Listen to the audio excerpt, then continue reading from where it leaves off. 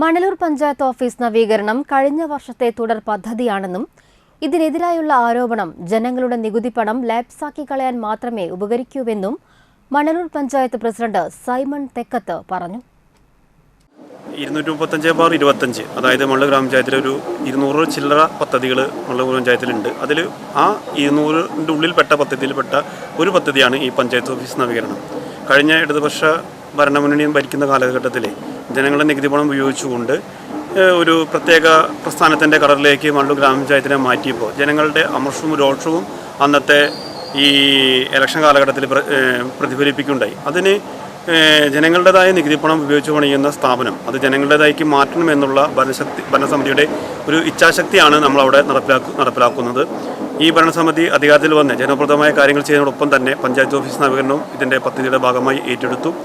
ഈ പദ്ധതിക്ക് 6,15,133 രൂപ പഞ്ചായത്ത് വകയിരുത്തിയിട്ടുണ്ട്. ഈ പദ്ധതി സ്പിൽ ഓവർ പദ്ധതി എന്ന് പറയും. അതായത് കഴിഞ്ഞ വർഷത്തെ പദ്ധതിയാണ്. അത് ഈ വർഷം ഫെബ്രുവരി 20-ാം പഞ്ചായത്ത് നടപ്പിലാക്കണം. അത് നടപ്പിലാക്കാൻ ഉള്ള തയ്യാറെടുപ്പാണ് ഭരണസമിതി. അതാണ് അവിടെ നടപ്പിലാക്കുന്നത്. അല്ലാണ്ട് അവിടെ സ്റ്റിക്കർ വർക്കും മറ്റു പദ്ധതികളൊന്നുമല്ല. പഞ്ചായത്തിനെ മൂടി പിടിപ്പിക്കുന്ന തരത്തിലേക്ക് ഒരു പഞ്ചായത്തിൻ്റെ മുഖം തന്നെ മിനുക്കുന്ന തരത്തിലേക്കുള്ള പ്രവർത്തനങ്ങളായിട്ടാണ് മുന്നോട്ട് പോകുന്നത്. ഇതുമായി ബന്ധപ്പെട്ട സർക്കാർ വകുപ്പുകളിൽ നിന്നുള്ള അനുമതിയെല്ലാം ലഭിച്ച് തികച്ച് സുതാര്യമായാണ് നവീകരണം നടത്തുന്നതെന്നും അദ്ദേഹം പറഞ്ഞു. മണലൂർ പഞ്ചായത്ത് ഭരണസമിതിക്കെതിരെ LDF ഉന്നയിച്ച ആരോപണങ്ങൾക്ക് മറുപടി പറയുകയായിരുന്നു പഞ്ചായത്ത് പ്രസിഡന്റ്. പഞ്ചായത്തിലെ താൽക്കാലിക ഡ്രൈവർ രാജിവെച്ചതുമായി ബന്ധപ്പെട്ട വിവാദം ഇതുപോലെ തൽപരകക്ഷികളുടെ നയത്തിന്റെ ഭാഗമാണെന്നും ജോലിയിൽ തുടർച്ചയായി വീഴ്ച വരുത്തിയതിന് ഡ്രൈവർക്ക് പഞ്ചായത്ത് അധികൃതർ താക്കീത് നൽകിയിരുന്നു. ഇതേ തുടർന്നാണ് ഡ്രൈവർ രാജിവെച്ച് ഒഴിഞ്ഞുപോയതെന്നും സൈമൺ തെക്കത്ത് പറഞ്ഞു. പഞ്ചായത്ത് ഡ്രൈവർ എന്ന് പറയുമ്പോൾ പഞ്ചായത്തിൻ്റെ ആവശ്യങ്ങൾക്ക് വേണ്ടി 24 മണിക്കൂറും സേവനം ചെയ്യാൻ വിധിക്കപ്പെട്ടവനാണ്. അത് പഞ്ചായത്ത് പ്രസിഡന്റ് ആയിരിക്കാം, പഞ്ചായത്തിന് സെക്രട്ടറി ആയിരിക്കാം, മറ്റുള്ള ഉദ്യോഗസ്ഥരായിരിക്കാം.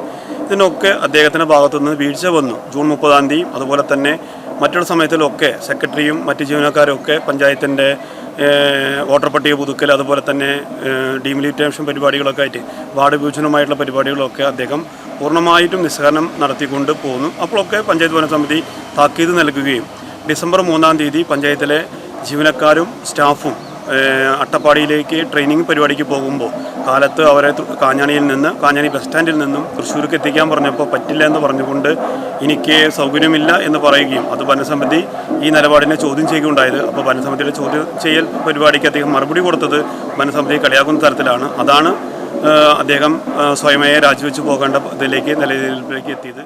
യാത്രാ സംബന്ധമായ രേഖകളെല്ലാം അദ്ദേഹം തന്നെ സൂക്ഷിച്ചിട്ടുണ്ടെന്നും ശമ്പളം ഉൾപ്പെടെയുള്ളവ അദ്ദേഹത്തിന്റെ ബാങ്ക് അക്കൗണ്ടിലേക്ക് കൃത്യമായി വന്നിട്ടുണ്ടെന്നും പഞ്ചായത്ത് പ്രസിഡന്റ് പറഞ്ഞു. മണലൂർ ഗ്രാമപഞ്ചായത്തിന്റെ മുഖം മിനുക്കിയ സംഭവത്തിൽ വരാൻ പോകുന്ന പഞ്ചായത്ത് ഇലക്ഷൻ മുമ്പിൽ കണ്ടുകൊണ്ട് LDF നടത്തുന്ന സമരങ്ങൾ അനാവശ്യ സമരങ്ങളാണെന്നും ഈ വിഷയത്തിൽ പാർട്ടിയും ജനപ്രതിനിധികളും പഞ്ചായത്ത് ഭരണസമിതിക്കൊപ്പം ആണെന്നും മണലൂർ മണ്ഡലം കോൺഗ്രസ് പ്രസിഡന്റ് MV അരുൺ അറിയിച്ചു.